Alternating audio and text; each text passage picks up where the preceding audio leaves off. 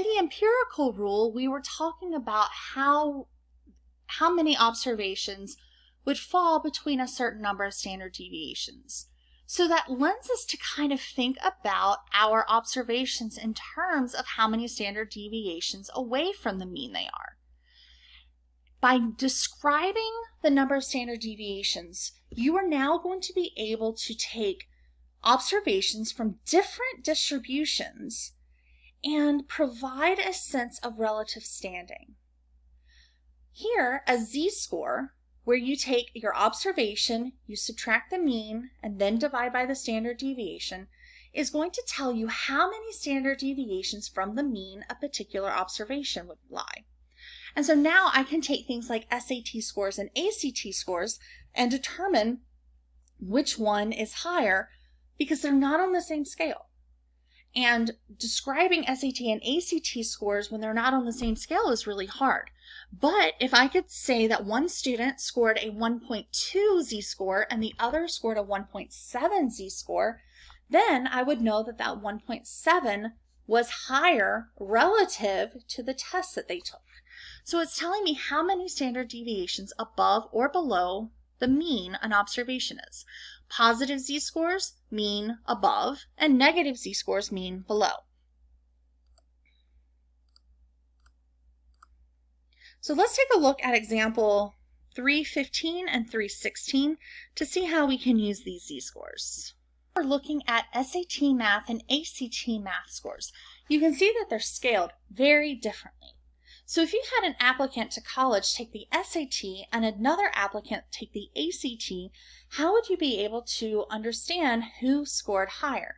Well, we can do z-scores. So if I do the z-score of the SAT, I take the score on the test, so the actual score that the student had, subtract the mean, and then divide by the standard deviation. So do the numerator first, do 670 minus 540, and you get 131, divide by 87, and you get 1.51. So this student scored 1.51 standard deviations above the mean. The ACT student, they scored a 27 with a mean of 20.7 and a standard deviation of 5. So that numerator is 6.3. Denominator is 5. 6.3 divided by 5 is 1.26. And so the SAT score is basically relatively higher. Now we have to be careful because these are not the exact same test, but compared to other test takers, the SAT score here of 670 was relatively higher than the ACT score. Certain things you do want to score lower, so things like time to run a mile.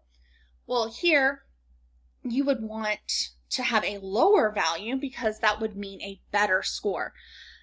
And so if we look at the microwave return policy here in example 3.16, you're a store owner trying to establish a policy for when you allow returns and when you don't allow returns. So here they look at the lifetime of microwaves. They get a mean of 72 months with a standard deviation of 12. So if a customer had a microwave fail at 62 months, is this particularly rare? So we can calculate a z-score, and here 62 months, the average is 72, divide by 12. We're looking at negative 10 over 12, which is negative 0.83.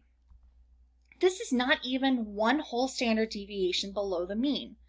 And so here, this is a normal occurrence. Now, if they had been more than 2, like negative 2.2 or even into the 3s or 4s, then that would be a not normal or an unlikely occurrence. Later in this course, we're going to have a cutoff for what is normal and what is not a normal occurrence. But for right now, if you're within 2 or 3 standard deviations, so your z-scores are between -3 to 3 or -2 to 2, it's really not that unlikely.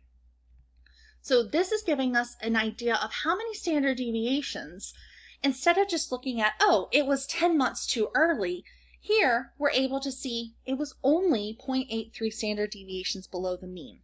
And that gives us a better way of describing, trying to compare values to other values in a distribution. A few things to note about a z-score. Your z-score could be positive, negative, or 0. Positive just means that your observation is above the mean or to the right of the mean. A negative z-score means that the observation is to the left of the mean or below the mean. A z-score of 0 would just mean that the value was the mean.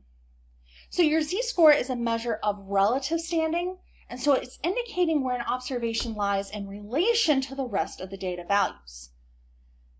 And just like when we were doing the deviations for the deviations around the mean, when you add all of your z-scores, you're also going to get a value of 0 because, again, our mean is our balancing point. And so all of our z-scores for one of our distributions, you would balance out around that mean.